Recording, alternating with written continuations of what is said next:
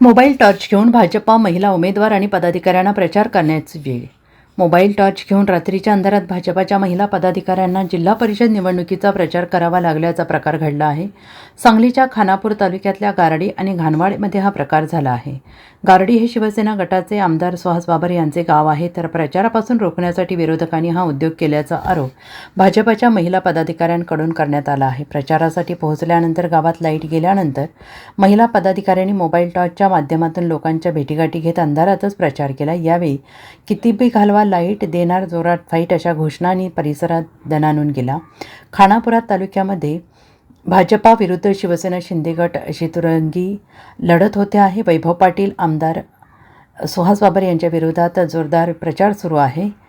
आरोप प्रत्यारोप देखील करण्यात येत आहेत. नमस्कार, मी सौ सुजाता विजय माने, नागेवाडी जिल्हा परिषद गटातून माझी भारतीय जनता पार्टीतून उमेदवारी आहे. काल रात्री गारडी व घाणवडी येथे आम्ही प्रचारासाठी गेलो असता विरोधकांनी लाईट घालवण्याचा केविलवाणा प्रकार समोर आणला. सौ अंबिका राहुल हजारे, उपाध्यक्ष भारतीय जनता पार्टी सांगली जिल्हा.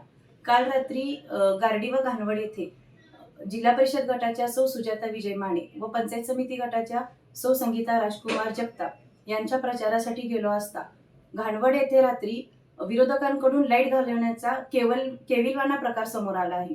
आम्ही सर्व महिला तेथे मोबाईलच्या टॉर्चमध्ये प्रचार केला आहे आणि नागेवाडी सबस्टेशनमध्ये कॉल केला असता त्यांनी आमचा कॉल देखील रिसीव्ह केला नाही. ह्या केविलवाणा प्रकाराचा आम्ही जाहीर निषेध करतो. Bureau report, SBN Marathi, Khanapur.